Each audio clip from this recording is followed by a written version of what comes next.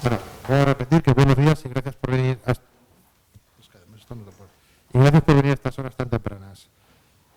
La primera presentación corre a cargo de Victoria Suárez y nos va a presentar integración de datos clínicos y genómicos para la búsqueda de fenotipos de osteoporosis. Victoria, por favor. Sí, mejor. A ver, iban a ser 10 minutos, han fallado la presentación, dejarlo en 12 minutos aproximadamente, por si después alguien quiere preguntar algo y que no vayamos mal.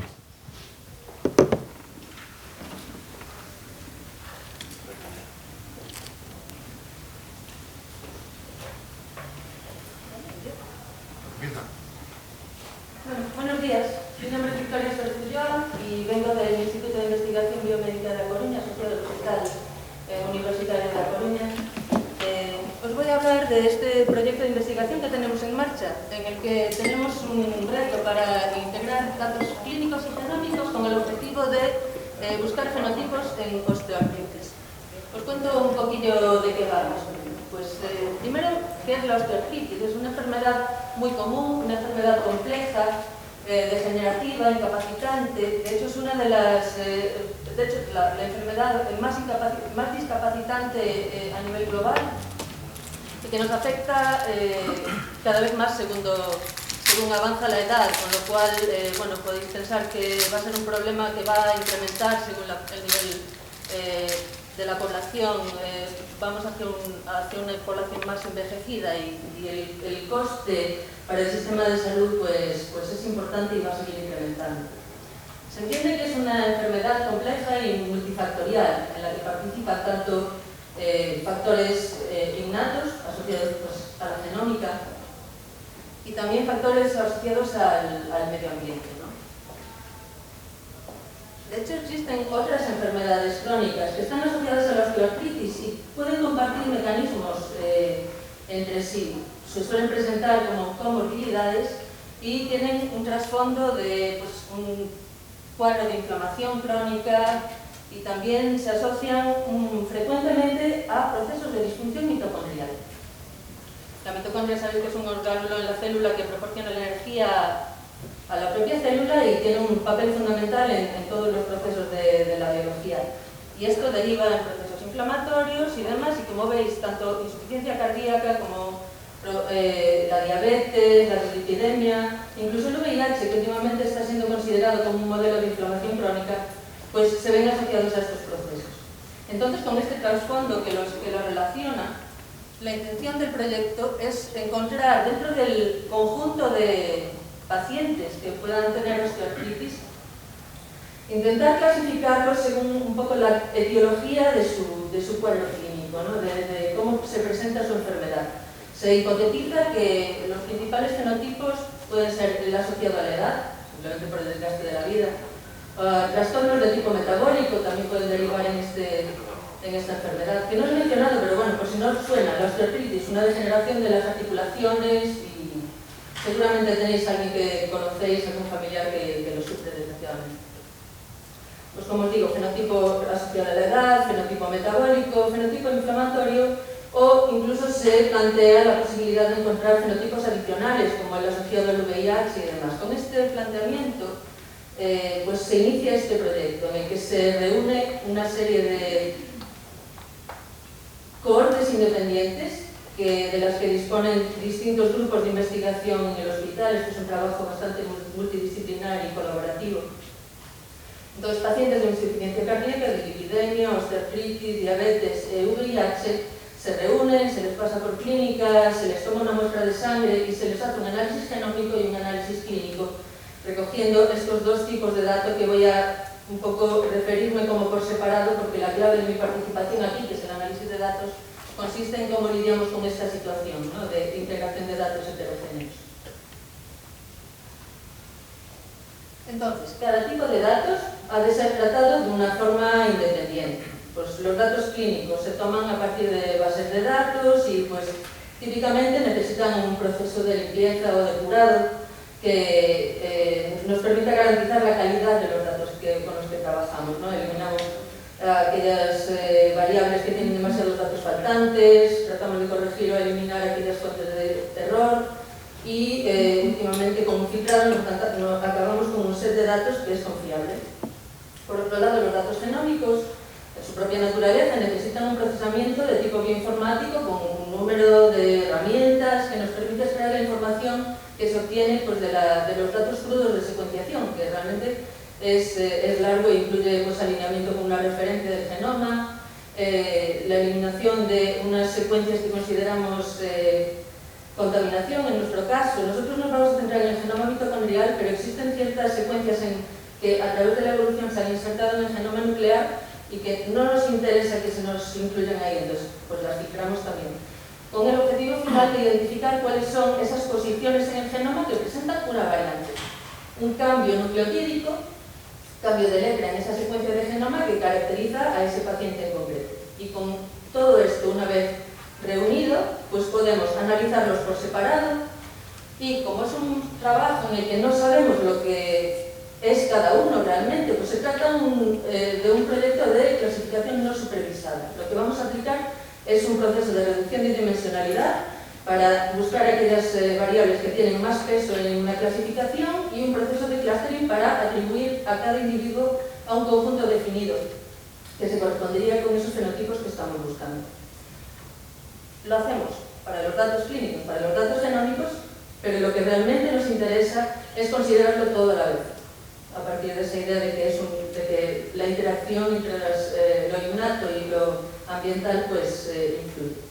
Entonces, utilizamos una estrategia específica para esta integración, que es el Multiple Kernel Learning. Lo que hacemos es utilizar el flujo del kernel para conseguir una representación de cada conjunto de datos por separado que sea como un resumen de ese conjunto de datos, pero que todavía mantenga la relación que había entre las variables entre ellos. Y luego, estos dos kernels que saquemos, uno de los clínicos y otro de los genómicos, lo podemos combinar.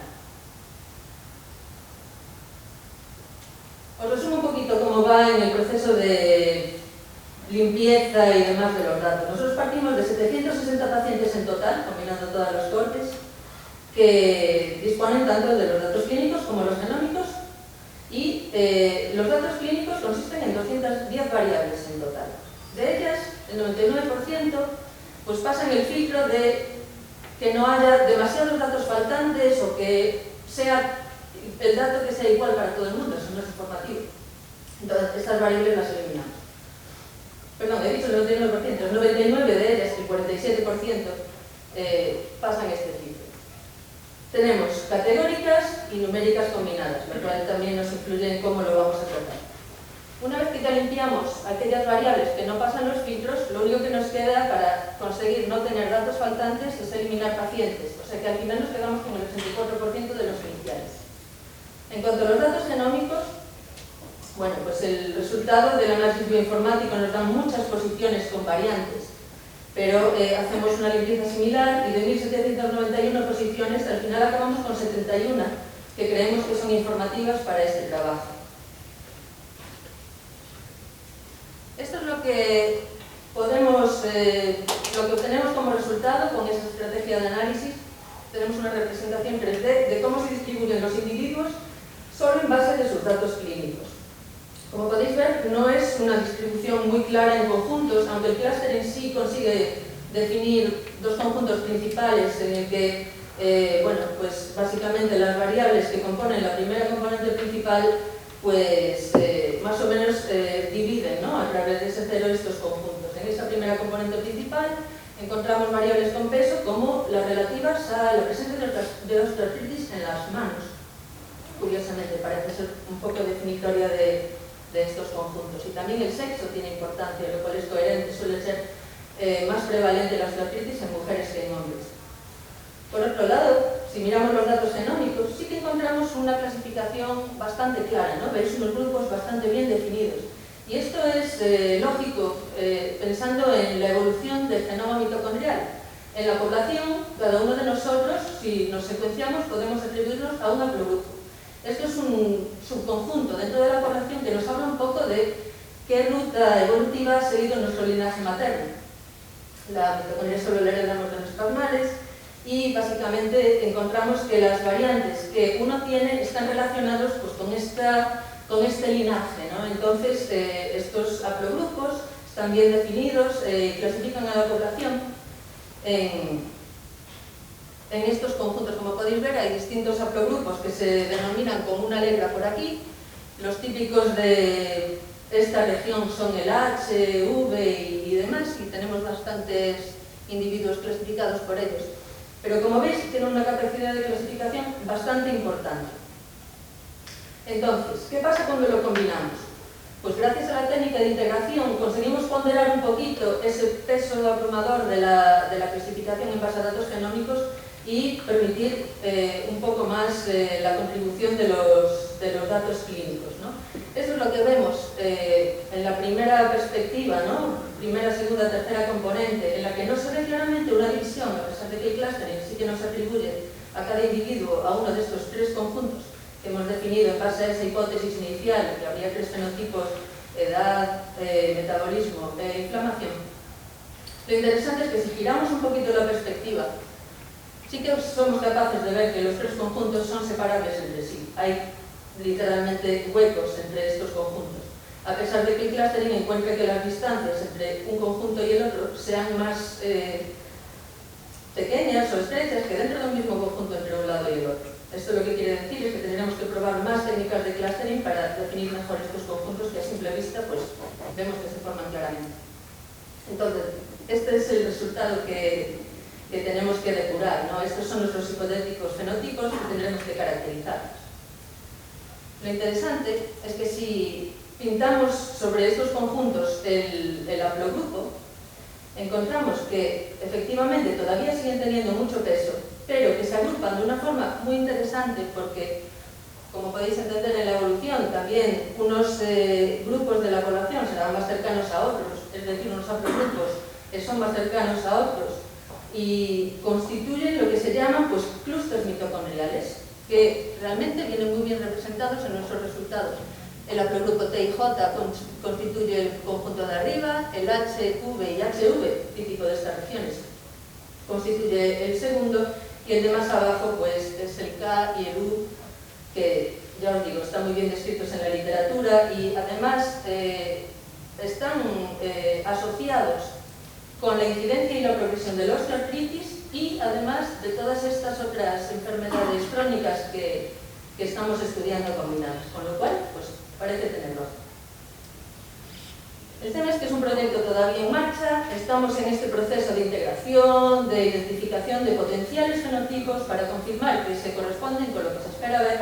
Tenemos que caracterizarlos, ver realmente qué es lo que define a un fenotipo frente a otro y, por supuesto, ir por un proceso de validación y de interpretación clínica al final de todo que nos permita pues, sacar la mayor contextualización de los resultados. O sea que lo que os puedo dar de momento son unas conclusiones preliminares que paso a leer rápidamente. La integración de los datos clínicos y genómicos efectivamente permite la ponderación de ambos conjuntos de datos, que resulta en la identificación de tres grupos de pacientes diferenciados, todavía por caracterizar. Los datos genómicos muestran un peso predominante en la clasificación.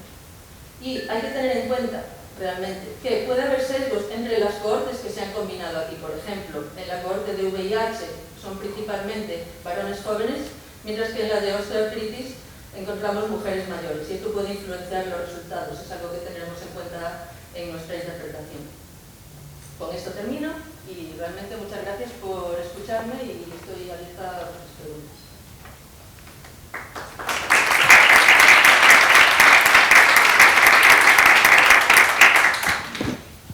¿Alguna pregunta para Victoria antes de pasar a la siguiente exposición? Bueno, Victoria, pues muchas gracias. Vas a exponer Jessica Guzmán, programa de interpretación psicológica online para interpretación en pacientes con multimorbilidad en atención primaria. Jessica, por favor. ¿Está Jessica? Buenos días, mi nombre es Jessica María Guzmán Casanova y voy a hacer esta presentación por Esperanza Varela Moreno, que es mi compañera y que me puede asistir. Yo soy del Instituto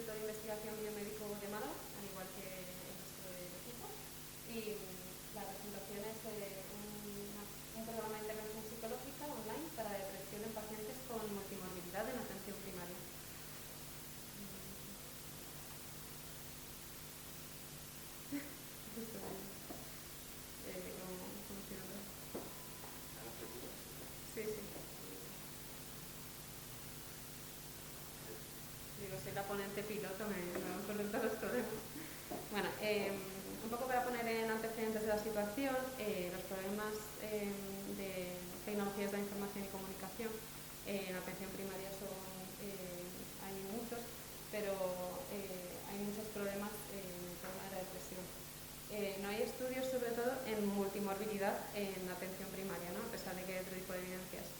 Este estudio lo que intenta es evaluar la eficacia de este programa de intervención psicológica combinada con tratamiento habitual en pacientes con depresión y diabetes mellitus tipo 2 o dolor crónico, además de hacer un análisis de coste-efectividad para ver la eficacia del programa. Puesto que la depresión tiene diabetes mellitus tipo 2 y dolor crónico tienen alta comorbilidad, aumenta mucho la discapacidad, que hace que haya menos calidad de vida y que aumenten los costes sanitarios. En una revisión sistemática sobre la eficacia de los tratamientos de depresión, lo que se confirmó es que la terapia psicológica con educación en cuidados tenía mayor eficacia respecto al tratamiento habitual, por eso también se justifica. Y además de mejorar la sintomatología depresiva, mejoraba el control glucémico, que es un parámetro que es más orgánico. De todas las personas que sufren depresión, no suelen tener la suficiente atención psicológica. Los profesionales que atienden no están especializados en patologías comórbidas y esto hace que sea difícil, además de que el formato cara a cara pues, es más costoso. Por eso las nuevas tecnologías pensamos que pueden llegar a un mayor número de personas, que mejoren la calidad de vida, que optimicen, ¿no?, esta asistencia sanitaria y reducción así los costes tanto directos como indirectos. Este estudio es un FIST que es multicéntrico, participan Andalucía, Baleares y Aragón y es un ensayo clínico aleatorizado con dos grupos paralelos. La muestra de pacientes ya he comentado que son personas con depresión, dolor crónico o diabetes mellitus tipo 2 en atención primaria para evaluar la coste-efectividad. El protocolo se puede encontrar en BMC Psychiatry y está registrado en Clinical Trials. El objetivo es el que he comentado, que esta terapia psicológica, que es de baja intensidad a través de nuevas tecnologías, pueda mejorar la salud de estas personas. La metodología que se ha autorizado, pues ha habido un grupo de tratamiento, que es el que ha recibido la intervención psicológica, que es cognitivo-conductual, en una plataforma web, y un grupo control que ha recibido el tratamiento habitual. 300 personas han participado, de las cuales 150 tenían diabetes mellitus tipo 2 y 150 dolor. Los criterios de inclusión eran ser mayor de edad, trastorno depresivo mayor según el DSM-4, gravedad de la depresión, diabetes mellitus tipo 2 o dolor, que tuviesen acceso a internet y puntuar en la escala de depresión PHQ-9 una puntuación de corte. Estaban excluidos aquellos con riesgo de suicidio, otras comorbilidades y que fuesen incapaces de participar o no tuviesen acceso a internet. En cuanto a las variables e instrumentos de medida, pues la de depresión se hacía la entrevista mini y el PHQ-9, y de calidad de vida el SF-12 y el Europool de 5 dimensiones.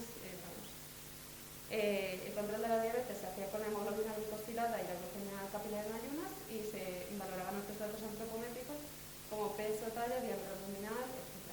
Datos sociodemográficos a través de la entrevista semiestructurada y datos socioeconómicos con el PSRI, que valora los servicios sanitarios.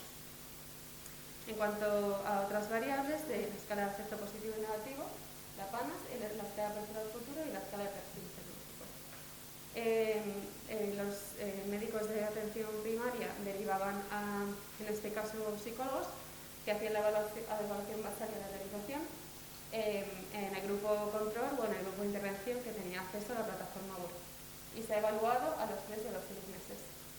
El programa de intervención psicológica está basado en otro programa que ya en un estudio anterior se evidenció que tenía eficacia, que es el Sonreír Divertido, también llevado a cabo allí en el Instituto de Investigación Clínica de Málaga.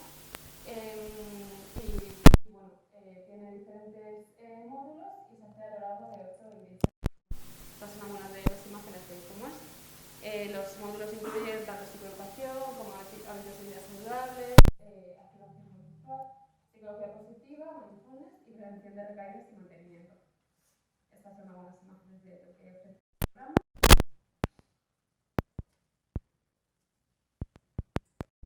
Con algunos cuestionarios autoadministrados y actualmente estamos en la fase de análisis de datos, ya se ha terminado todo el seguimiento y lo que queremos es que haya un buen análisis de coste-efectividad y coste-utilidad de los pacientes que se han seguido. Muchas gracias.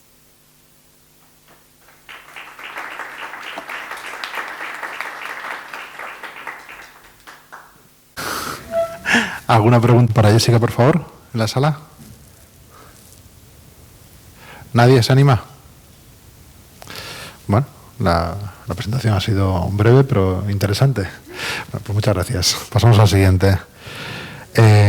Enrique de Salud Digital Transfronterizo en la GVA. Enrique, cuando quieras.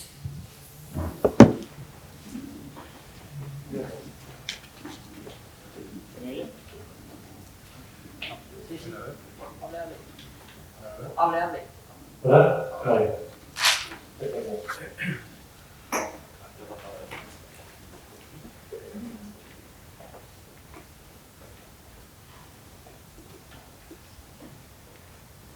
Buenos días a todos.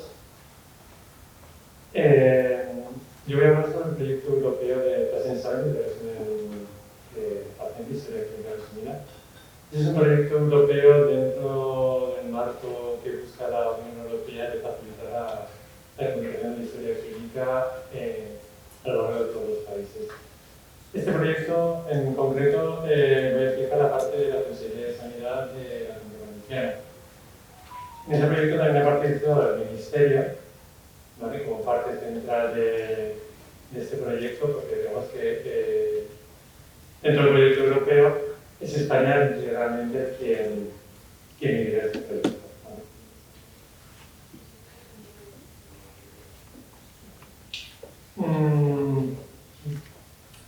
Dentro del proyecto europeo, las misiones, los puntos de misión que se están buscando es, sobre todo, es proporcionar que los profesionales sanitarios puedan acceder a la máxima información disponible allá donde se haya generado, en cualquier país, en cualquier comunidad autónoma, en un caso concreto de España.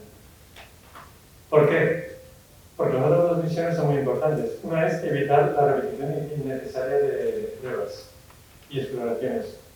Y dos, evitar errores normalmente en el diagnóstico y que se haga una prescripción inadecuada que, como todos sabemos, puede conllevar problemas en la salud de nuestros pacientes.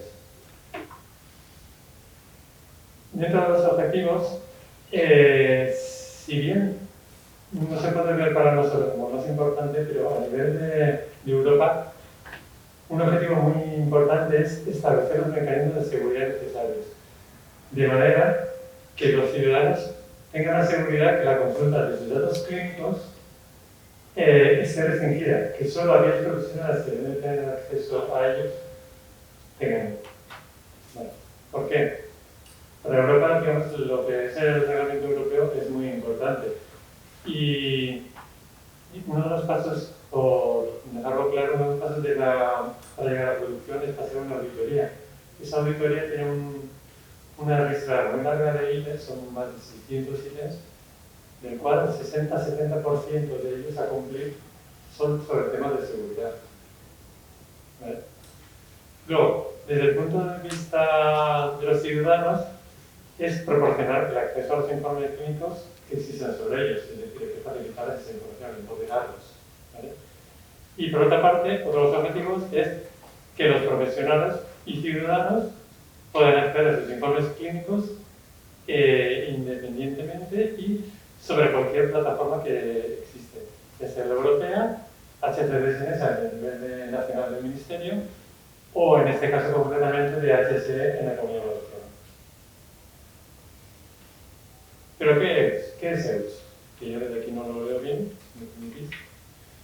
Pues EUS es realmente un servicio, un producto, ¿vale?, que lo que busca es extraer la información y crear un producto a partir de la información de las historias clínicas que tenemos todos en nuestros países y en el caso de España en nuestras comunidades autónomas. ¿Vale? ¿En qué está basado? ¿En qué está cimentado? En la implementación que tiene actualmente el Ministerio en la plataforma de HCDS y por otra parte en la implementación que tiene actualmente Europa, ¿vale?, dentro de los servicios de infraestructura. ¿Vale? ¿Y qué buscamos con ello? Pues que conseguir dentro de la seguridad que se pueda acceder a la información, que se consulte, que las comunicaciones sean seguras, facilitar a la máxima la interoperabilidad y naturalmente tener una trazabilidad de los accesos a esta información. En la Unión Europea Bélgica, que realmente en esto trabaja muy bien, creó un portal de trabajo europeo en el cual todo el mundo tiene acceso y donde se puede ver todos estos trabajos. Dentro de lo que son términos es un poquito complicado, tampoco quiero abundar demasiado. Me voy a quedar con cuatro principales, ¿no? Uno es país A y país B. País A significa el país donde vive esa persona, donde reside, donde ha tenido una asistencia sanitaria y por tanto existe una historia clínica, ¿vale? Y país B es el país donde esa persona va a viajar y por tanto necesita una asistencia sanitaria en ese momento urgente y por tanto es donde debe recibirse esa información, ¿vale? Luego hay los dos últimos hitos, el Patent Summary y la prescripción y dispensación, es que dentro de un proyecto mucho más global, uno de ellos el Patent Summary, que es el que estoy hablando, y el otro es el de prescripción y dispensación, la receta electrónica, ¿vale?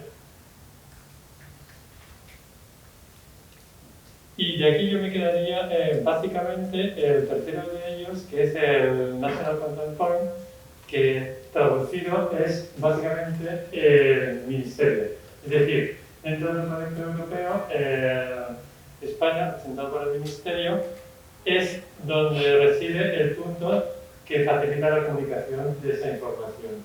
En este caso, por tener las competencias transferidas a las comunidades autónomas tienen un papel secundario, principal, papel secundario, en cuanto que son los facilitadores de la información, pero es el ministerio el que lo pone, digamos, a disposición del resto de los países, ¿vale? Y el OpenNSP es simplemente una forma de decir la implementación de ese proyecto, es decir, el paquete de software y su despliegue, ¿vale? En ese diagrama de intercambio lo que se quiere reflejar es, por una parte, toda esa infraestructura que es necesaria para el proyecto y, por otra parte, todos los actores que intervienen. Y una vez expuesto, hay un flujo de información que viaja de uno a otro. Si nos fijamos en el centro, lo que está dibujado como una nube, no deja de ser la red privada que tiene la Unión Europea para garantizar la comunicación segura entre países a nivel institucional, ¿vale? Y en este caso, pues, lo que ofrece el Ministerio a otros países. Esta red es totalmente segura, aislada de otros países. Un ejemplo en España puede ser la red SARA que tiene el Ministerio internamente y con las comunidades autónomas. En la parte superior, en el círculo superior, está representado lo que es el EHSDI, que es la historia de salud digital electrónica, ¿vale?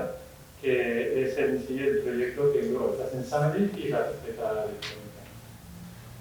Y en los cuadros que están a la derecha e izquierda son los actores principales, que son el país A y el país B. El flujo es muy sencillo. El país B es el que inicia la conversación, es decir, estamos en una situación de un paciente que ha viajado a un país B y tiene un problema de salud, se tiene que atender, tiene una asistencia sanitaria y por tanto el profesional correspondiente de ese centro de salud o hospital se conecta, que es lo que está representado en la parte superior del círculo, para, digamos, obtener los datos. La plataforma esta se conecta con el país A a la izquierda, se conecta, consulta los sistemas y en un momento dado ya se lo devuelve al país. Aquí un elemento añadido al respecto, es un poco lo que estaba comentando antes, es que no está dibujado porque es un diagrama de la Unión Europea, es por la dificultad que tenemos en este proyecto, las competencias que tiene cada comunidad autónoma, es que internamente, a la vez, el Ministerio está consultando a cada una de las comunidades autónomas para conseguir esos datos de historia clínica resumida. En esa imagen, lo que se quiere expresar es el modelo semántico. Aquí podemos ver en una primera sección, son los datos del paciente, lo que llamamos datos demográficos, una segunda sección que son los datos del propio documento, que básicamente son metadatos, y una tercera sección que ya es donde está la información que realmente tiene valor, que son los datos clínicos. Ahí podemos ver que hay una serie de apartados, como puede ser las alergias, la historia médica, el embarazo, las pruebas diagnósticas y las exploraciones. ¿Vale? Es un conjunto de datos que se ha definido a nivel por consenso dentro de la Unión Europea, de todos los países. En esta diapositiva lo que queremos representar es cómo se conforma, cómo se genera esa información. Es un proceso bastante complejo. En este caso, por la idiosincrasia que tiene nuestro país, la parte de arriba está reflejada que pone justificación, jurisdicción de la comunidad autónoma. Lo que quiere representar es que la comunidad autónoma, poseedor de los datos, se conecta a esos repositorios de bases de datos, los extrae con herramientas ETL, ¿vale? Luego hay una necesidad de procesarlos, ¿vale? Y obtener un producto intermedio. Un producto intermedio que es la base para después generar los productos que queremos. Este producto intermedio realmente lo único que hace es, una vez extraído, es darle una estructura a partir del modelo o arquetipo definido dentro de este proyecto, ¿vale? Utilizando Json y, digamos, el estándar de 1606. Vale. ¿Qué característica tiene? Pues que de momento no está tratando nada de... Se ha tratado de tecnología, pero no está restringida, está en bruto, ¿vale? Esta información. Una vez que tenemos esto, es cuando ya, digamos, generamos el producto. Más que un producto son dos. Un producto más suave, digamos, y un producto mucho más trabajado. El producto transfronterizo 2 es el que genera un PDF, que es un poquito más, pues, mucho más sencillo, ¿vale? Que lo que hace es las terminologías y clasificaciones que utiliza cada comunidad autónoma las mantiene, no hace ningún cambio, ¿vale? Luego, tiene la ventaja de que es bilingüe, es decir, en este caso el español y el inglés como lengua común. Es portable al ciudadano al ser un PDF, y otra característica muy importante es que, como no tiene que pasar filtros, contiene toda la información de la historia clínica, ¿vale? El otro producto es el que cuesta mucho más, porque el PDF, digamos, es de nivel 1 dentro del CDA, de interoperabilidad. Pero el producto transfronterizo 1 es mucho más laborioso y que cuesta mucho entre los países ponerse de acuerdo en el contenido y la terminología y clasificaciones a utilizar. Entonces, a partir del producto intermedio, se le aplica unas restricciones estructurales y de terminología a partir del Master Value Code, que es lo que está definido dentro del proyecto por todos los países, y se tiene ese producto que como característica es que es mucho más reducido, porque hay que ponerse un acuerdo, etc. Y luego otra característica es que es variable en el tiempo, es decir, podemos aplicar en un momento dado, si la Unión Europea lo decide, unas restricciones u otras para mejorarlo, este producto, ¿vale? Y este ya tiene una interoperabilidad dentro de la CDA de nivel 3. Aquí es una representación de la interfaz que tiene el Ministerio. Hemos dicho que se utiliza la implementación de HCDSNS, que es la historia clínica dentro a nivel nacional, ¿vale? Y en este caso es el profesional español de un país, de una comunidad autónoma cualquiera, que quiere acceder a un paciente extranjero. En este caso sabe que es un paciente de Francia, pone país Francia, el indicador de esa persona, de su historia clínica, es el indicador de paciente, y lo encuentra, y a partir de ella se genera una información. Esta información es la más de nivel 3, ¿vale? Aparece en pantalla, con los datos que ha obtenido a nivel 3 de ese paciente.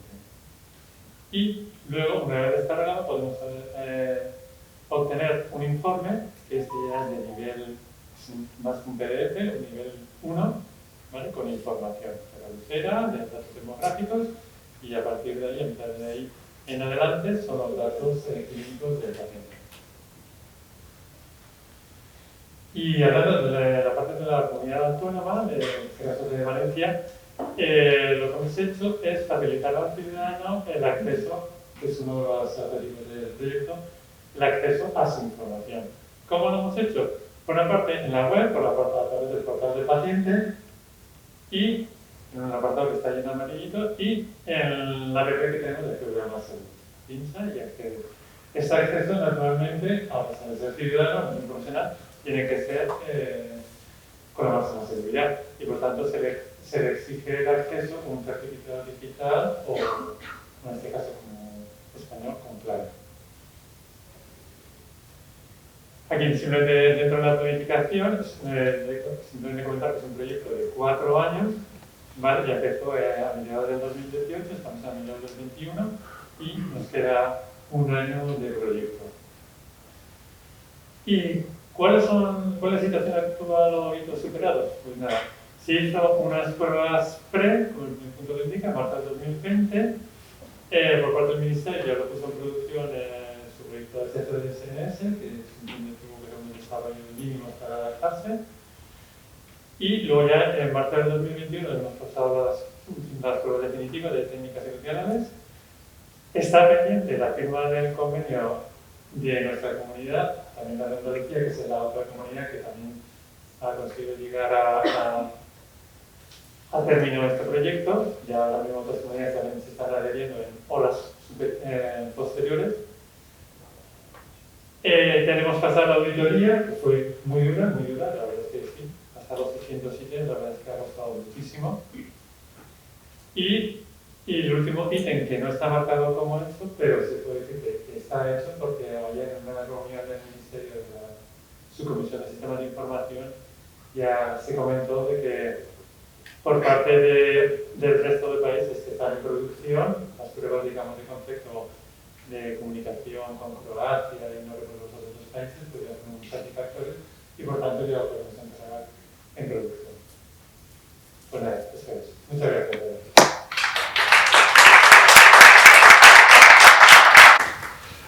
Muchas gracias, Enrique. Si hay alguna pregunta que alguien quiera hacer, por favor. Hola.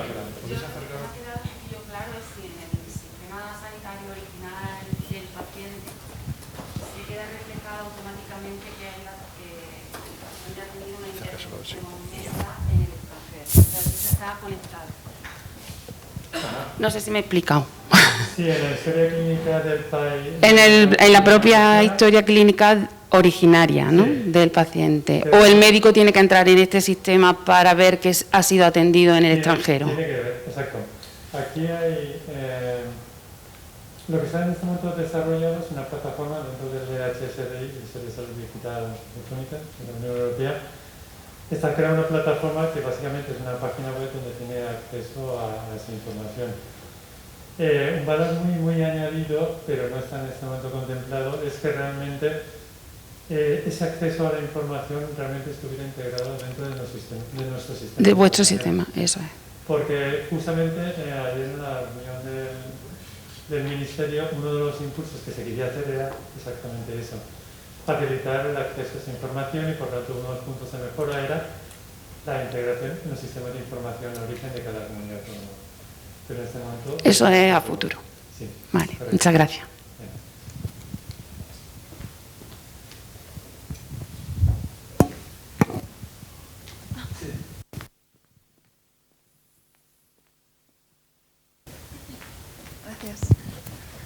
Hola, yo quería preguntar cómo, o sea, en relativo a los informes clínicos que no están estructurados, no están estandarizados, que imagino que en la Comunidad Valenciana estarán escritos en español o en valenciano, ¿cómo consigues hacer eso comprensible por un médico, por ejemplo, de Reino Unido? Sí, esa es una dificultad muy añadida, ¿no? Realmente, pues el proyecto genera dos productos. Uno un poco más liviano, un poco para salir del paso, como hasta ahora se estaba haciendo con el proyecto anterior, que era EXOS, y que dentro del ministerio era SHCGS. Es un PDF al final. Eso salva en cuanto que está en español, en valenciano, en español y en inglés. Eso puede facilitar en el extranjero. Pero claro, eso tiene sus limitaciones porque, como he comentado, la terminología y las expresiones que se utilizan son propias de la comunidad valenciana, en este caso, ¿vale? Pero el valor añadido está en ese producto último, que es mucho más semántico, de nivel 3, pero naturalmente es mucho más restrictivo, pero con mucho más valor. Eso es digamos que el profesional de inglés, si quiere tener un valor añadido, tiene que acceder al de nivel 3, que es el más comprensible para ellos, aunque sea más restrictivo. Vale, muchas gracias.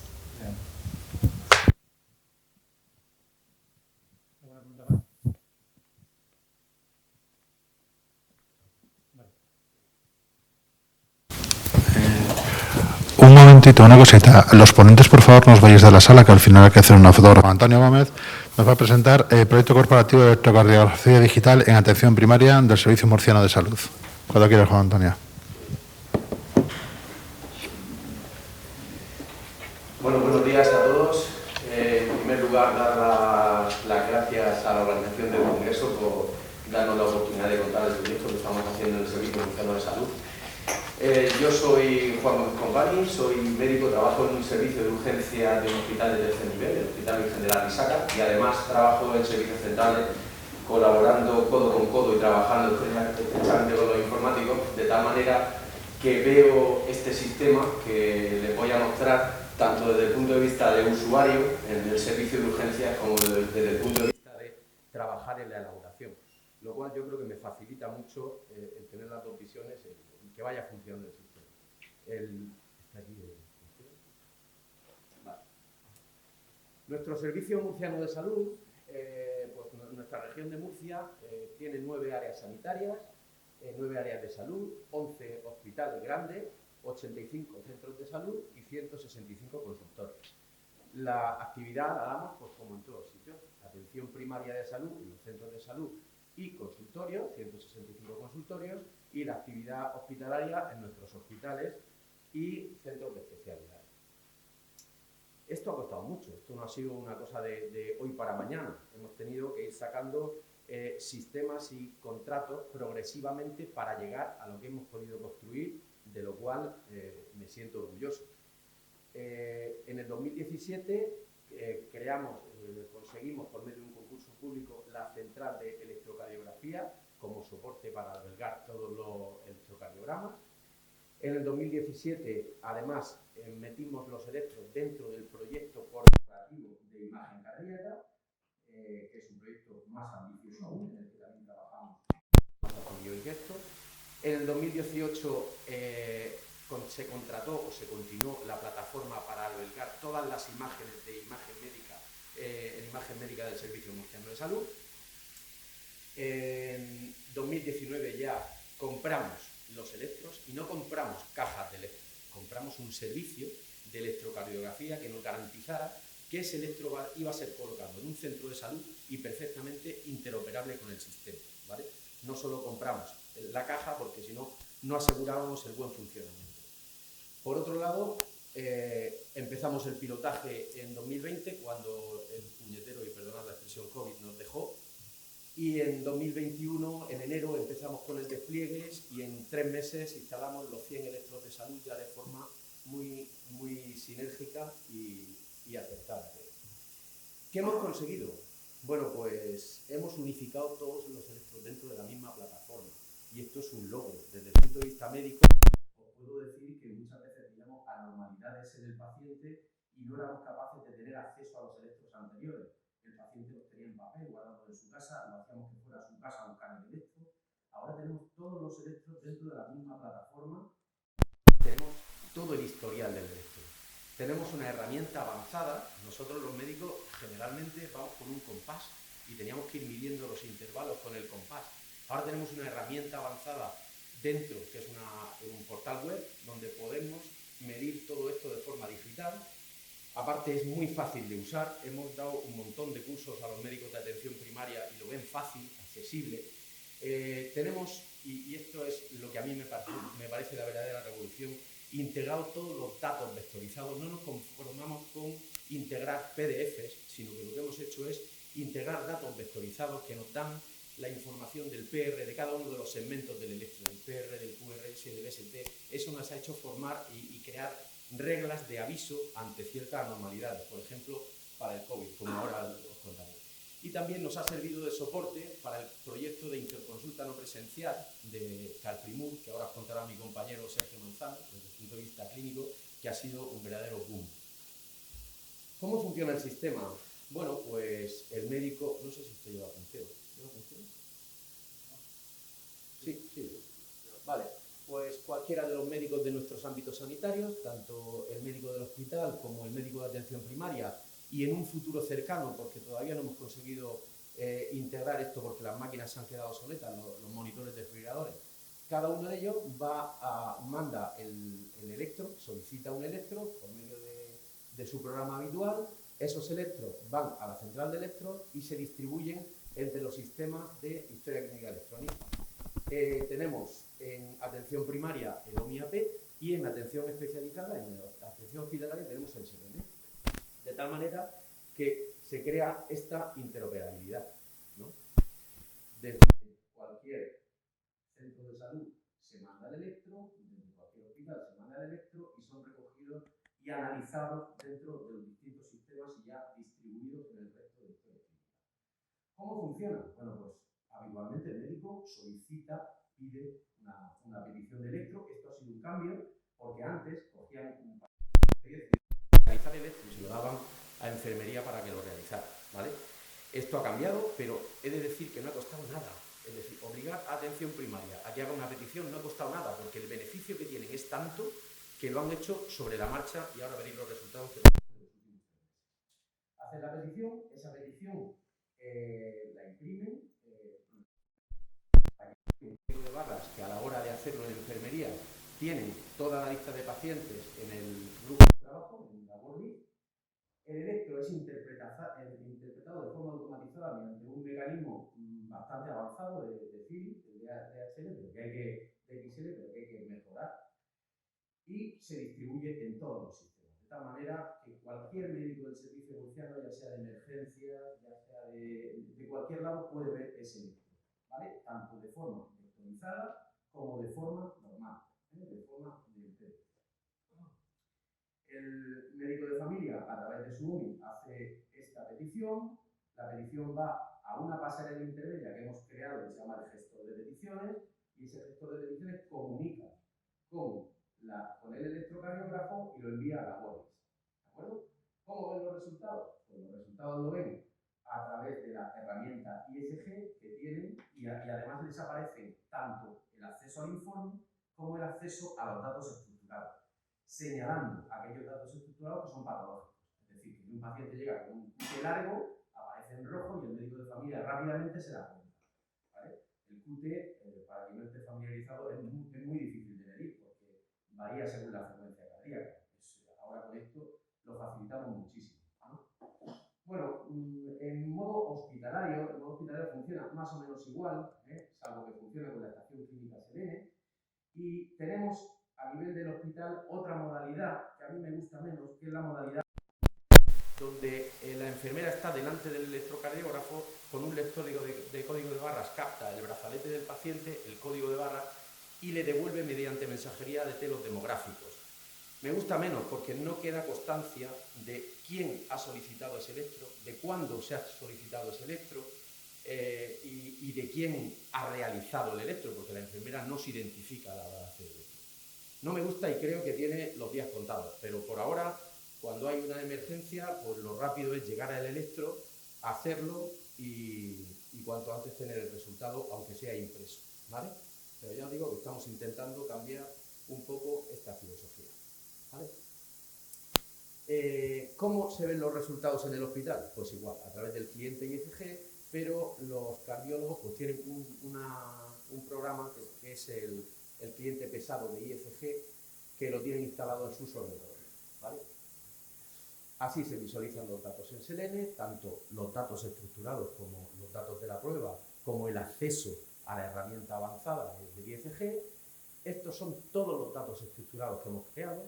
De hecho, con el tema del COVID, había una de las anormalidades cardíacas que se provocaba, es que podía haber un QT largo y creamos una regla que le aparecía a un cardiólogo con un buzón donde aparecían todos los pacientes que tenían un QT largo para que valorara si era patológico de verdad o de verdad había una anormalidad nueva, ¿vale?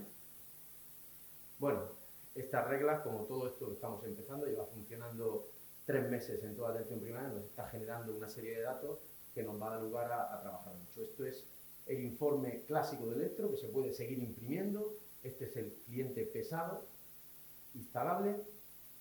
Y bueno, pues esta es la herramienta, la IFG, ¿no? Lo que nos da, accesible desde todo el Servicio Murciano de Salud, ¿vale? Podemos analizar los electros en detalle, consultar, ahí me vienen todos los electros del paciente. Como hemos conseguido migrar lo anterior, ahí yo tengo electros del año 2018, ¿vale? Podemos comparar los electros unos con otros, lo ponemos arriba y abajo y nos compara cada una de las ondas. Además, si está artefactado, porque a veces no se han puesto los filtros de corriente alterna y tal, le podemos dar y se unifican las líneas, se ponen paralelas. Bueno, podemos hacer zoom de las ondas, que esto en el caso de los infartos ayuda mucho para ver cómo está ascendido alguna de las ondas, etc. Es decir, es de mucha ayuda, es lo que siempre habíamos soñado desde el punto de vista de la electrocardiografía. ¿Cómo hemos conseguido esto? Bueno, pues lo hemos conseguido gracias a una sinergia con la SGTI, con la Subdirección de Tecnología de la Información, Proyecto de Innovación, Asistencia Sanitaria, Enfermería está muy implicada en esto, y por supuesto con Destro Médica, que nos ha ayudado en el campo, en el día a día, ¿vale? Fue la empresa adjudicataria. Hemos hecho una formación in situ de cómo se enseña, cómo funciona el electrocardiógrafo, para que la gente no se líe. Aparte hemos puesto un código QR en cada uno de los 100 electros nuevos que hemos instalado y en los antiguos, para que cuando cualquier usuario llegue con su móvil, con el QR, que ya estamos todos familiarizados, y le sale una serie de videotutoriales para aprender lo que necesite aprender en ese momento. Aparte hemos hecho un montón de formaciones online, que eso sí lo ha facilitado el COVID. Ahora todo el mundo usa la teleconferencia y hablamos, antes de ayer tuvimos una con todo el Servicio Murciano de Salud a la vez. Es una gozada, la verdad, poder transmitir de esa manera. Y además hemos creado pues, un proceso para toda la resolución de incidencias, de cuando un electro falla, de cuando está, a través del centro de soporte. Con lo cual, estos son los resultados que hemos obtenido. Fíjense cómo empezamos en el mes de enero con la primera área sanitaria, y fíjense que ya estamos por unos 400, estos son peticiones diarias, el pico abajo son los domingos, que los domingos no suelen pedir electros, y fíjense cómo estamos en unos 400 diarios, es decir, algo para sentirse orgullosos. Fíjense el número de electros según el área sanitaria, ahora uno 7.200, esto hablo desde el mes de enero que lo implantamos, Es decir, que la acogida ha sido brutal y todo el mundo nos ha felicitado y está a gusto con la herramienta. Todo esto forma parte de un proyecto más ambicioso, como decía al principio, que es la imagen cardíaca del Servicio Murciano de Salud, ¿vale? La imagen cardíaca pues lleva, por un lado, la ecocardiografía, por otro lado, la IFG, que es esto, por otro lado, el cateterismo, que lo tenemos montado con la herramienta Medivector, por otro lado, hemos integrado tanto la resonancia como el TAC cardíaco, y ahora estamos en proceso de integrar los holters y los dispositivos cardíacos como los marcapasos, los Revil, los DICE, etcétera, etcétera. Todo esto es la herramienta de Intel Space Cardiovascular, que alberga toda esta información. Muy bien, pues muchas gracias.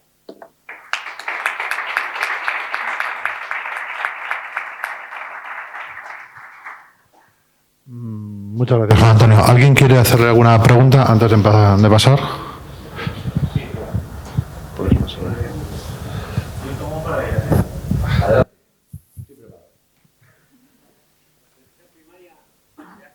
¿Salud? ¿Perdón? ¿Los electros en primaria se hacen en el centro de salud o dónde se hacen? Sí. ¿Y tienen un sitio específico para hacer los electros o cómo se conectan a la red? Los electros generalmente se hacen siempre hay un sitio que cada centro de salud tiene destinado a hacer la espirometría, el electro y tal. Sí, tienen una camilla preparada y allí lo hacen. También estamos preparando el sistema, que hemos tenido ya reuniones y vamos muy avanzados, para que el electro, cuando se hace en el hospital, cuando se solicita en el hospital, se pueda hacer en la atención primaria. Porque eso es algo que le fastidia mucho al médico, ¿no? Que le manden el paciente, me ha dicho el médico del hospital que me tiene usted que hacer un electro. No, te lo pido y te lo hace en el centro de salud. Y otra más, toda esa imagen cardíaca que estáis planteando, ¿va al PACS o va a un almacenamiento independiente del PACS? Todas esas imágenes van a imagen médica, como repositorio global de la información, todas las imágenes. Bueno. Vale, muchas gracias.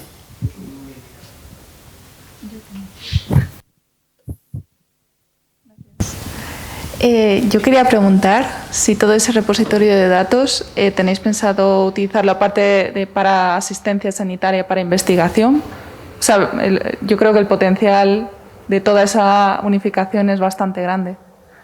Efectivamente, todo esto es una gran información que tenemos que usar. En el Servicio Murciano de Salud tenemos varios proyectos que van enfocados a este sentido. Uno de ellos es el Data Lake, en el que queremos albergar toda la información clínica con fines de lo que surja. Que puede ser investigación, que puede ser... Sí, lo tenemos que usar. ¿Verdad, don Manuel? Vale, muchas gracias.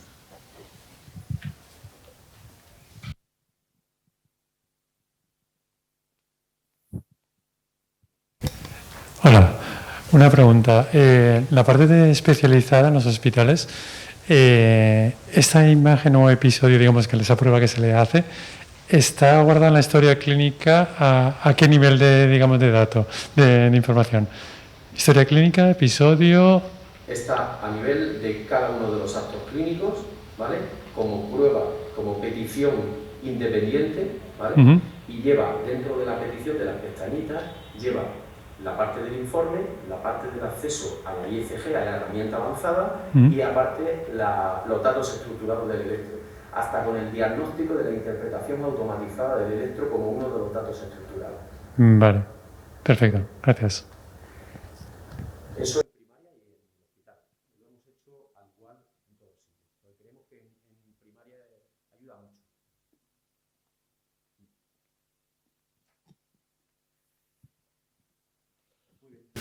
Pues muchas gracias, Juan Antonio. Sergio Manzano nos va a contar ahora el impacto del proyecto Carprimur sobre el número de derivaciones y el tiempo. Sergio, adelante.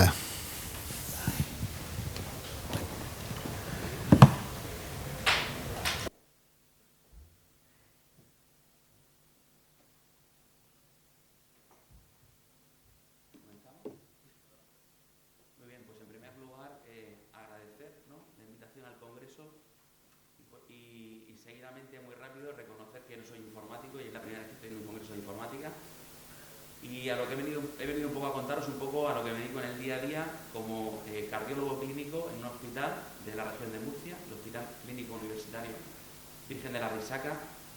También reconocer que además me encanta la docencia y que este proyecto pues, también me ha ayudado a desarrollarme como docente y bueno, y también trabajo como profesor titular en la Universidad de Murcia. La charla la vamos a dividir en 3 apartados. Una breve introducción, luego pasaremos a hablar de las actividades que hacemos en este proyecto y qué resultados hemos obtenido y finalizaremos con unas conclusiones breves. El proyecto Carprimur es un proyecto asistencial informativo que engloba a atención primaria, cardiología y urgencias y que es un proyecto de ámbito regional. Empieza como un proyecto piloto en un área, pero tenemos la suerte de poder tenerlo y hablarlo así claramente, estamos en toda la región. 9 áreas sanitarias con 9 hospitales, más de 100 centros de salud, una población en torno a 1,5 millones de habitantes. ¿Quiénes somos? Pues nacemos con un proyecto, realmente ahora Carprimur es una asociación que trabaja de la mano con la Universidad de Murcia, con la Consejería y con el Servicio Murciano de Salud. ¿Y por qué se justifica este proyecto? Que realmente la atención del paciente ambulatorio en cardiología a lo mejor en otras especialidades también en la región de Murcia, previo al inicio de este proyecto, pues era un poco como la imagen que estáis viendo, ¿no? O sea, duplicidades, malestar, pérdida de tiempo, gastos absurdos, un camarote conocido por todos. ¿Y qué objetivos tenemos en el proyecto Calpribur como objetivos generales?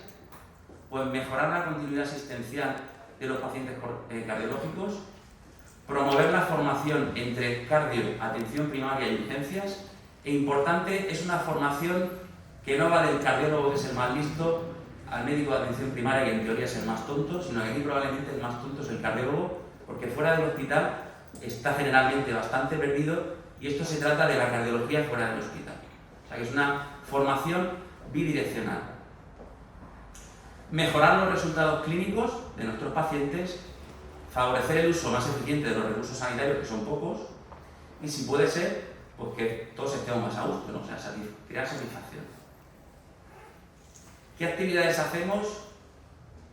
Asistencia y formación, y claro, se ha comentado por aquí, pues esto siempre va ligado, encima, si trabajamos en la universidad, a investigación también, ¿no? O sea, la investigación es muy importante.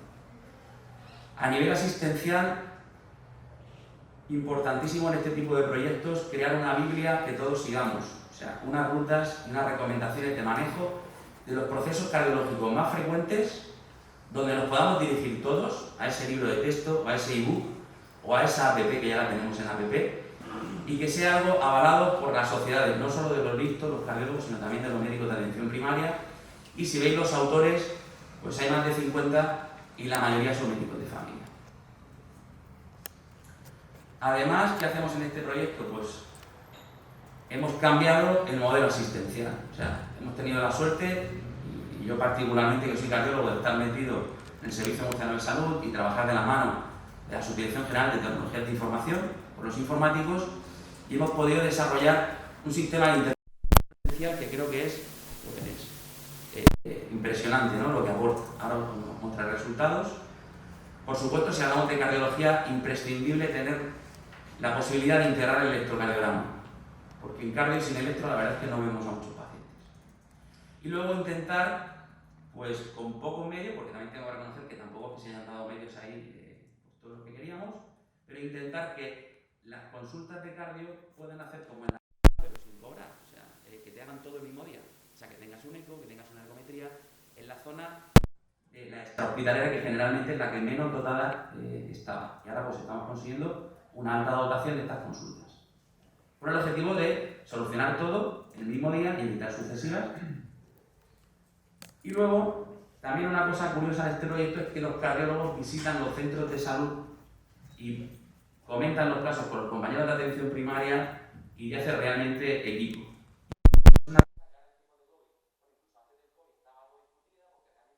Es algo que requiere muchos recursos. No os he traído hoy las diapositivas, pero ya os digo que sin esto el proyecto no funciona igual. O sea, yo tengo fotos de áreas sanitarias donde hay centros de salud donde no se ha ido a tomar un café con ellos y no funciona. Y todo el resto del proyecto está en marcha, pero no has ido allí a ponerte cara, no has ido allí a hacer equipo. Entonces creo que esto es bastante importante. Eso a nivel asistencial. Y luego a nivel formativo, ¿qué hacemos? Pues cuando vamos a los centros de salud machacamos el documento de rutas asistenciales con los pacientes que comentamos, o sea que esto entra sí o sí, y la asistencia es obligatoria.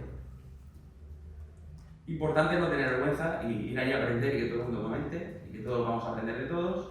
Luego, antes del COVID, hacíamos muchas sesiones presenciales plenarias, y por supuesto pues estamos en redes sociales, en Twitter, tenemos un canal de YouTube y utilizamos desde antes del COVID pues, sistemas de videoconferencia para poder dar videoconferencias regionales con conexión de todos los centros de salud.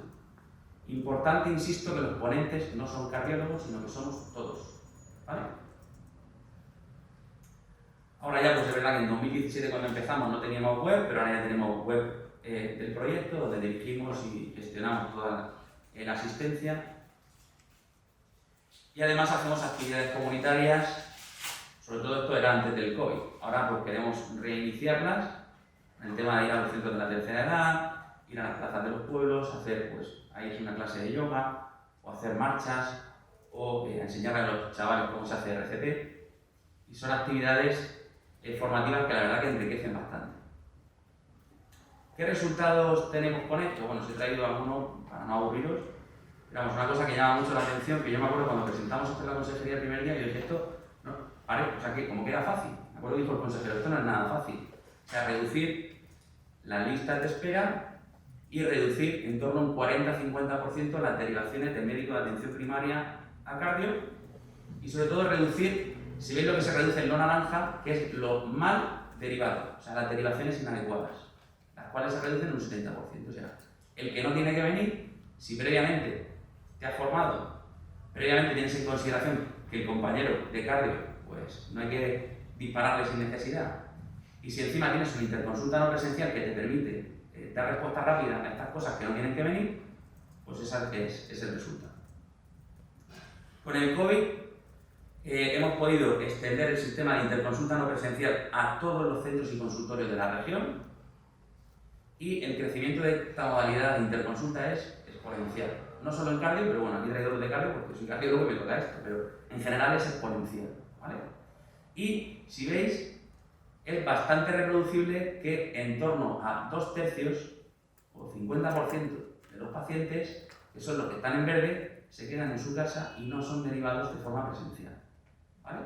Y esto con unos tiempos de respuesta que no lo he puesto en la diapositiva, pero en general el 80% es en 24 horas, o sea, es a modo de chat. Aparte, competimos entre las diferentes áreas y yo me encargo de picar a unos y a otros. La verdad es que el tiempo de respuesta de cardio a la interconsulta no presencial de AP pues es menos de un día en la mayoría de los casos. Esto, si volvemos atrás, veis que estos resultados de disminución de listas de espera son de un centro que es en el que yo trabajo, que puedes decir, bueno, esto está secado, porque está Sergio Manzano allí, que está muy motivado, pero no. O sea, esto es, luego mides cada una de las áreas y esto es bastante reproducible, tanto a corto como a largo plazo, ¿vale? Y aparte le pasas un test de satisfacción a los médicos de atención primaria y te puntúan bien, salvo alguno que nos ha suspendido ahí, que lo tenemos fichado, pues generalmente te dan buena nota, lo cual pues, te anima a seguir trabajando en la misma línea. Como conclusión es deciros que este tipo de proyectos pues cumple los objetivos. Las conclusiones generalmente en una tesis tienen que ser la respuesta a los objetivos. Pues, aunque no os he mostrado todos los datos para poder concluir esto, deciros que sí que los tenemos y que este tipo de proyectos mejora la continuidad asistencial, la formación, los resultados clínicos, hace un uso más eficiente de los recursos y provoca satisfacción tanto en el usuario como en los profesionales sanitarios. Para hacer una reflexión final, decir que este tipo de proyectos lo primero es querer hacerlo. Si no quieres hacerlo por mucho que puedas, no lo vas a hacer. Tienes que tener un espíritu crítico y esto es fundamental, el tema de la investigación. A lo mejor no hay un tipo de investigación que a mí es la que más me gusta, que es analizar tus datos con el objetivo de crear ciclos de mejora y tener un espíritu crítico, que a lo mejor a veces no tiene una publicación de impacto, pero realmente el impacto sobre la salud es más importante que otros papers que hay por ahí. Yo mismo tengo algunos papers de impacto que realmente no me han aportado gran cosa, importantísimo el espíritu crítico y basado en la investigación y en la evaluación de tus datos, que si vas solo estás muerto, tienes que buscar aliados y en este caso es verdad que al principio teníamos pocos aliados, pero fueron buenos, la verdad, porque esto nos ha llevado a crecer y ahora cada vez tenemos más aliados y que, por supuesto, requiere invertir tiempo y esfuerzo. Esto no es gratis. Muchas gracias por la atención.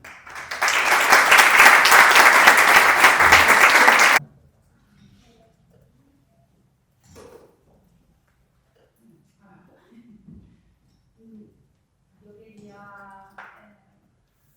preguntar un poco, ahondar un poco en el tema de la interconsulta no presenciales, ¿no? ¿Cómo habéis hecho ese flujo de interconsulta no presencial? Entiendo que es solo paciente, cardiólogo, o es paciente en la consulta de atención primaria conectando con el cardiólogo. Es el médico de familia ve al paciente y hace una interconsulta telemática al cardiólogo. Sí. Ese es el circuito que tenemos ahora mismo. Entonces el cardiólogo es el que responde. El que responde al médico de familia. También el cardiólogo tiene un cuadro de diálogo para transmitir información a la gente de admisión por si hay que citar pruebas. Actualmente el circuito es en esa dirección, o sea, el cardiólogo no puede preguntar al médico de familia o no puede recordar al médico de familia a través de interconsulta no presencial. También deciros que actualmente ya hay en marcha también interconsultas entre enfermeras y que la idea es que esto evolucione a que entre especialistas del hospital, o sea, el cardiólogo y el nefrólogo, pues también puedan hacer interconsultas no presenciales. Pero actualmente lo que tenemos, y en este proyecto, es el médico de familia ve al paciente y le hace la interconsulta. Entiendo que para hacer esa interconsulta tendrá que pedir previamente un electro como protocolo básico, ¿no? Claro, ¿O no? Claro, generalmente estamos hablando en torno al 80% de las interconsultas requieren realización de un electrocardiograma, a ser posible que sea digital. Actualmente los tenemos pues, casi todos digitales, pero mientras que no teníamos esto, que suena fenomenal, digamos con fotos, y las fotos a través del sistema informático se podían subir. También deciros que hay algunos consultorios con muy pocos pacientes, o sea, con muy poca población, que de momento no tienen electro digital y seguimos funcionando con fotos. Deciros que ahora pues eso es residual. Cuando empezamos era lo habitual. Gracias al Servicio Murciano de Salud que nos habilitó la posibilidad de transmitir archivos a través de imágenes. Que bueno, que aparte todavía se sigue utilizando, porque yo que sé, un informe que viene de la Comunidad Valenciana, que no lo tenemos ahí en el sistema ese que no lo podemos ver, y pues nos mandan una foto del informe. Y entonces, según el resultado de esa interconsulta con el cardiólogo, el médico de atención primaria entiendo que se pone en contacto de nuevo con el paciente, ¿no? Depende. Depende. Eso depende bastante. O sea, por ejemplo, si mi respuesta es lo voy a ver presencialmente o le vamos a hacer una prueba, yo realmente al médico de familia le digo, lo vamos a citar para realizar un ecocardio, imagínate. Ese mensaje va a admisión y es el personal de admisión el que llama al paciente y lo cita. El médico de familia recibe la respuesta y no tiene que estar llamando ni. Si yo le digo, súbele tal medicación o déjalo tranquilo, realmente no es nada, pues el médico de familia se lo cita e informa al paciente. Que yo quiero más información sobre esa consulta, tengo la posibilidad de hacer una consulta telefónica al paciente para complementar y luego tengo la suerte de que estamos todos conectados con grupos de WhatsApp porque trabajamos en equipo. Como los cardiólogos que estamos en un grupo de WhatsApp, pues yo tengo un grupo de WhatsApp con todos los centros de salud de mi área.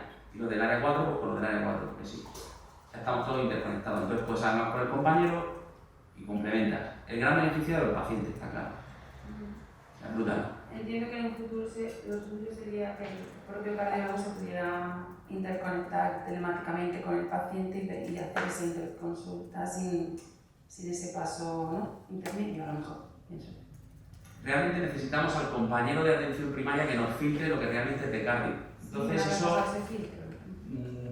no lo termino de ver. Lo que sí que puede ser, que sí que lo hacemos, es en las consultas nuestras sucesivas de seguimiento. Nosotros hablamos con los pacientes por teléfono, tenemos la posibilidad de hacer videoconsulta. Pero ya es un paciente mío que está en el cardio y no un paciente que está en el medio de atención primaria que todavía no sé si realmente es mío o no es mío. Gracias, no, ya está. Ya termino. Perfecto.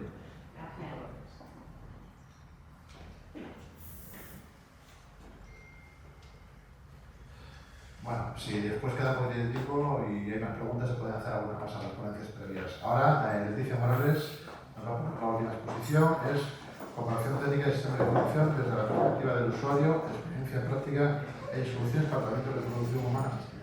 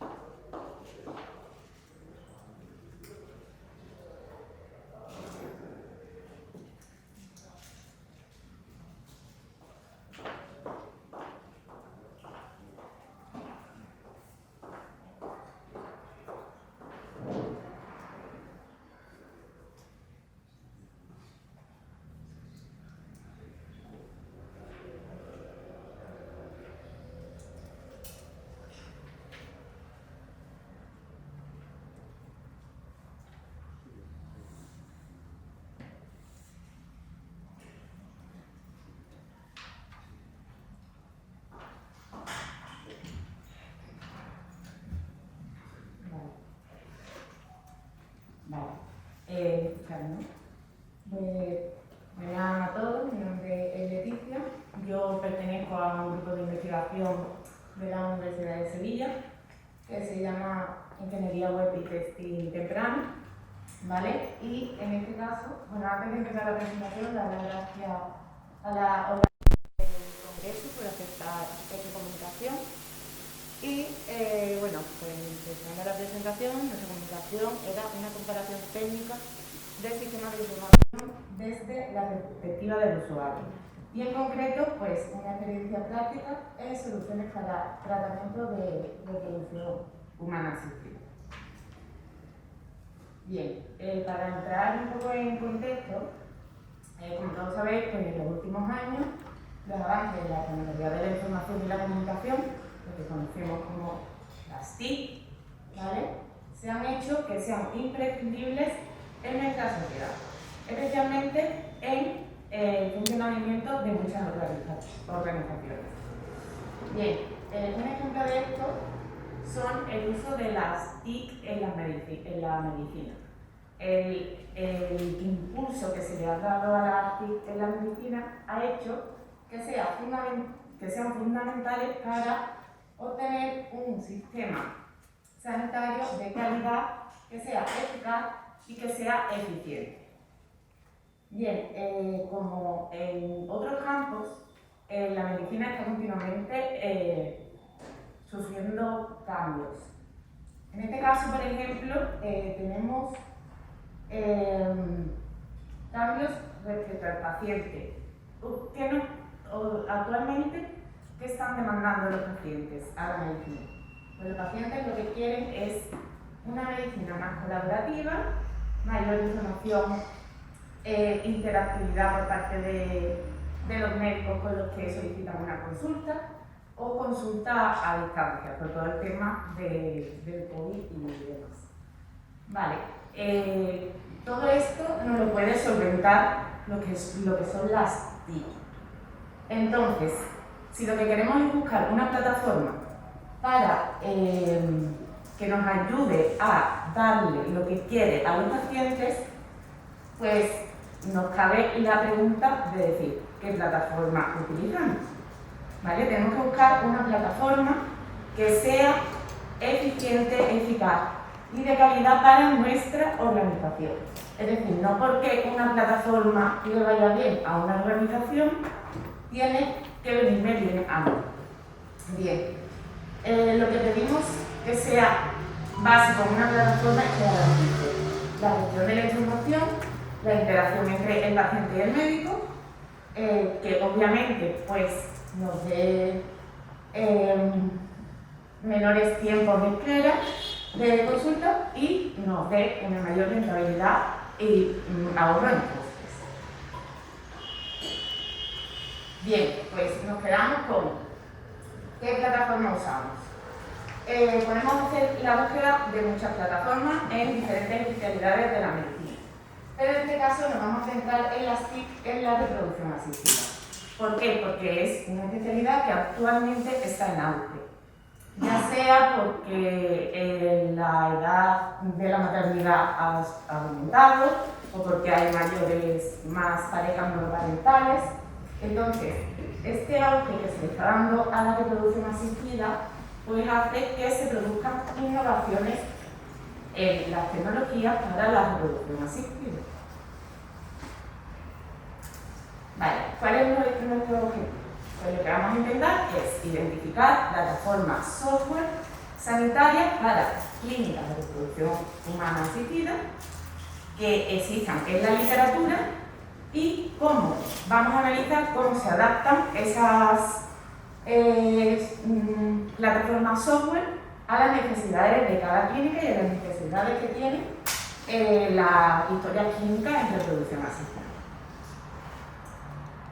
¿Cómo hacemos esto? Pues en este caso lo que hemos seguido es una metodología, no hemos seguido lo que viene siendo una revisión sistemática de la literatura, que no es más que un método científico, que lo que hacemos es analizar y extraer información científica que existe en la literatura actualmente. ¿Vale? El método más conocido de revisión sistemática de la literatura es el método de Kitchenham, pero presenta limitaciones para el caso de búsqueda de análisis de herramientas software. Entonces, en este caso, ¿qué hemos hecho? Pues hemos hecho una metodología, que es esta que se presenta aquí, que tiene 3 etapas y lo que hace es ampliar el método de Kitchenham para eliminar estas limitaciones que nos encontramos en el campo. Bien, la etapa 1 de esta metodología es la definición del protocolo de revisión. ¿Cuál es el objetivo de esta etapa?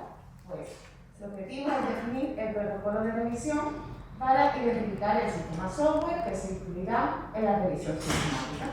Entonces, lo que hacemos es una búsqueda, buscamos entre diferentes sistemas que podemos encontrar y vamos señalando cuál puede servirnos entre los que hemos encontrado para el estudio final. Luego, en la segunda etapa, que es la etapa de ejecución de la revisión sistemática de la literatura, lo que hacemos es, con la información que hemos obtenido en la etapa 1, que es los sistemas software que nos han aparecido, hay algunos que vamos a descartar y otros que no. Entonces, en esta etapa, pues, se ejecutan 3 actividades, lo que viene siendo el protocolo que se ha definido. En ese protocolo lo que definíamos era los sistemas software que habíamos encontrado, en qué fuentes de datos las habíamos encontrado y los criterios que íbamos a seguir en base a esas primeras búsquedas. Luego, ejecutar el protocolo de la búsqueda considerando el protocolo que habíamos hecho en la etapa 1 y por último, evaluar cada sistema software considerando el esquema de caracterización. En la etapa 1 también se genera un sistema de caracterización, que lo que hace es ayudarnos a evaluar el impacto que tienen los sistemas software que encontramos para lo que nosotros queremos. Ahora lo vamos a ver un poco más adelante con más detalle. Vale, y por último, en el informe de resultados, que es la última de las etapas, pues lo que obtenemos es el informe de resultados con toda la información que hemos obtenido. Vale. Este es el esquema de caracterización que obtuvimos. Este esquema de caracterización pues, se obtiene con ayuda de estudiantes de doctorado, compañeros del grupo de investigación, médicos especialistas en la reproducción asistida, ¿vale? Entonces, son una serie de categorías que debemos tener en cuenta a la hora de buscar un software que gestione todo el tema de la reproducción asistida. La primera de las categorías, pues, el software que encontremos tiene que tener gestión y almacenamiento de datos. ¿Qué quiere decir esta categoría? Pues tiene que gestionar datos de la especialidad de reproducción asistida o de especialidades que sean afín a esta especialidad y esos datos tienen que estar estandarizados en estándares pues, como el HD7 por si necesitamos pasar esta información a otros sistemas de gestión de sanitario, podamos pasar esos datos sin ningún problema. Luego, integración e interoperabilidad. Pues lo que pretendemos es que no sea un sistema que esté apartado de todo el resto, sino que este sistema pueda hablarse con sistemas externos. Por ejemplo, en la reproducción tenemos muchos aparatos que van controlando embriones, ovocitos y demás que deben dar información o dotar de información al sistema central. ¿Vale? Luego lo que buscamos es que tenga inteligencia empresarial y analítica. Esto es muy importante. A ver, cuando nosotros dotamos de información a un sistema de gestión, lo que buscamos en este caso es que esa información que se incorpora en ese sistema de gestión podamos obtener conocimiento. ¿Qué quiere decir esto? Que a partir de esa información podamos sacar estadísticas que nos valgan para conocer, por ejemplo, cómo proceder a futuro ante ciertas situaciones y esa información, ese conocimiento no se extrae de todos los datos. Es muy difícil, por ejemplo, extraer información y conocimiento de la información incorporada en un sistema en texto plano. El procesamiento del lenguaje natural es, por ahora, la forma de procesar información más difícil que nos podemos encontrar. ¿Vale? Luego, nos encontramos en un sistema sanitario. Obviamente necesitamos que el sistema de gestión sea seguro y mantenga la privacidad de los datos de los pacientes con los que tratamos.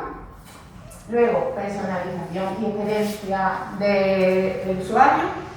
Pues si el sistema se adapta más a las necesidades que yo tengo como usuario, mejor será mi experiencia de usuario al usar esa plataforma. ¿Vale? Y por último, la flexibilidad y modularidad, que lo que me permite es, podemos tener un sistema de gestión que sea modularizable y que no solo me dé la posibilidad de realizar el flujo de la capacidad de reproducción asistida, sino que en un futuro puedo ir añadiendo diferentes módulos que me ayuden a aumentar no solo la reproducción asistida, sino a lo mejor tengo que incorporar psicología y otras especialidades.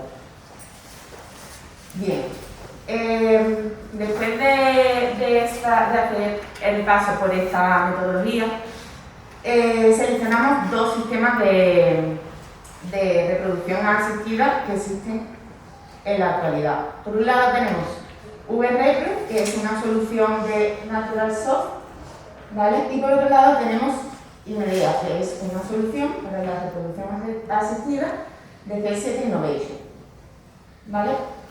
Por ponerlo un poco, por controlarlo un poco a ambos, ambos tienen gestión de pacientes, tanto VRepro como IMEDEA. Lo que pasa es que VRepro pues, se queda en lo que viene siendo la gestión de pacientes, sin embargo IMEDEA pues, llega más allá. Podemos tener gestión de pacientes y gestión de empleados,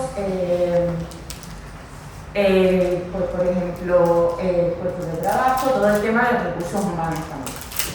Luego, tanto VRepro como IMEDEA tienen tema de donación, ambos tienen gestión de donantes tanto internos como externos, y aparte tienen gestión de banco de criopreservación, pues de semen, ovocitos y embriones.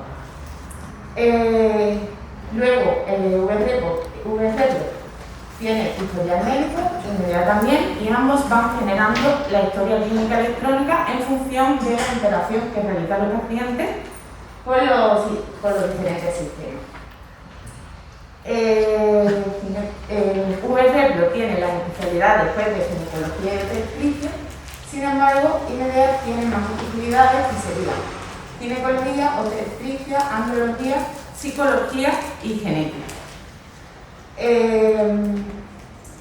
Luego, VRepro tiene la parte de todo el tema de facturación, ventas, compras y almacén, y IMEDEA tiene la posibilidad de generar toda la contabilidad de una clínica dentro del mismo programa.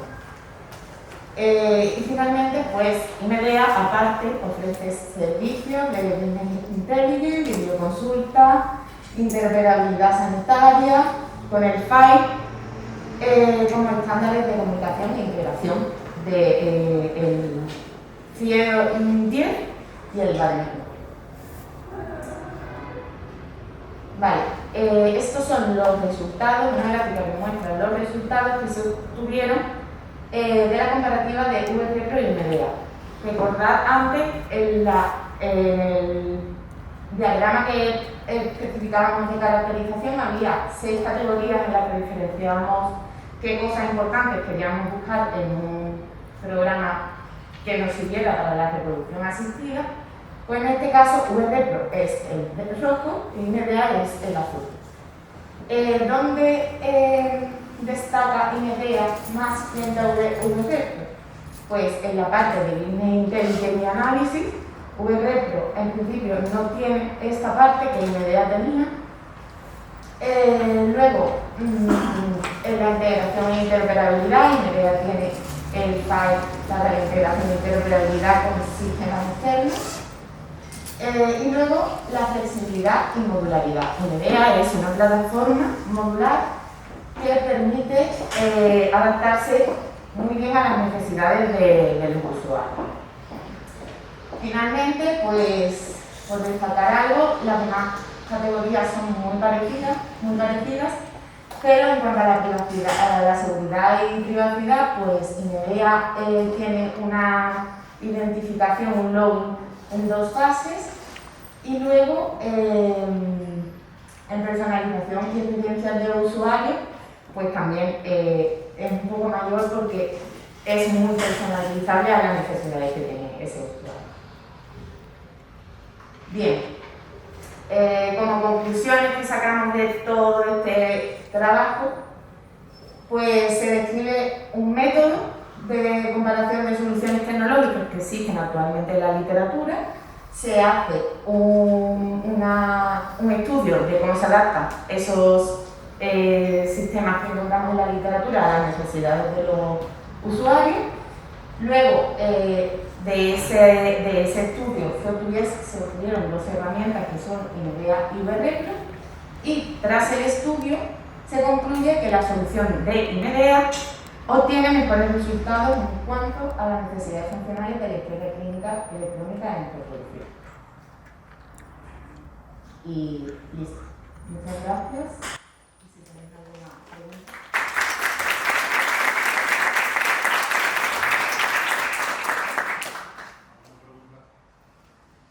¿Alguna pregunta para Leticia sobre el método que han empleado?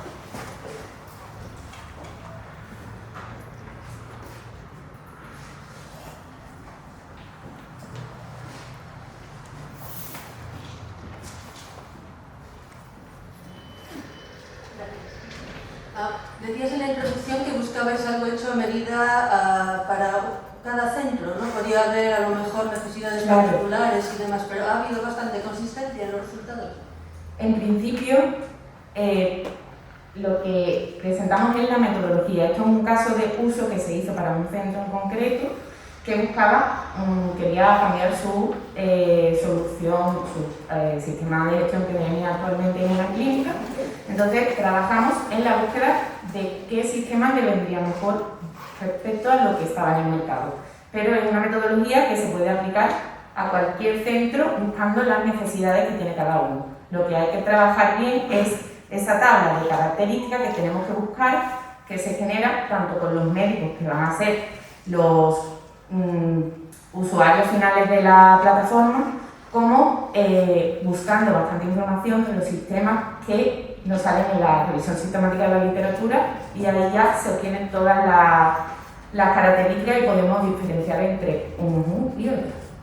Entonces os habéis centrado en un centro, para la redundancia, pero distintos usuarios han proporcionado... Claro, tenemos diferentes.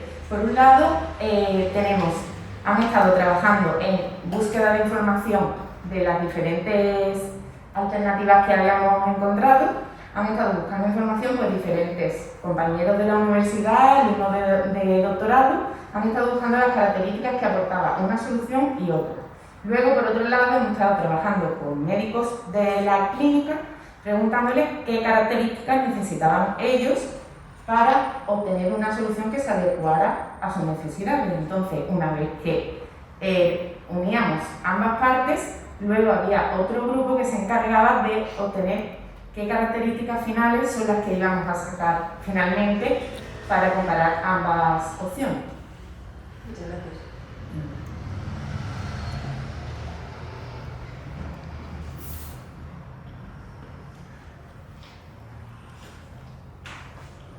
¿Hay alguna pregunta más?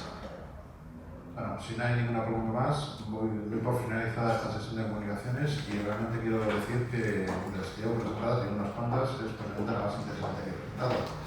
Los ponentes, por favor, os podéis acercar, que nos vamos a hacer una familia ahora mismo para la revista. Muchas gracias por